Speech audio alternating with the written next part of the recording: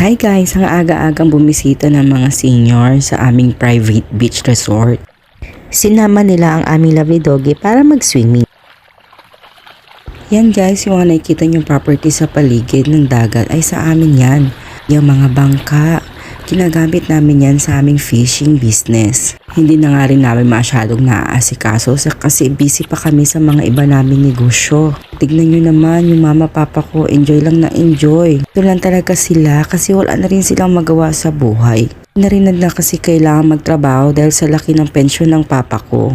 Alam nyo naman na big time businessman yung papa ko noon. Siya lang naman ang nagmamay-ari ng karamihan ng gasoline station dito sa General Santos. Siya rin lang nagsusupply ng mga diesel sa mga fishing industries.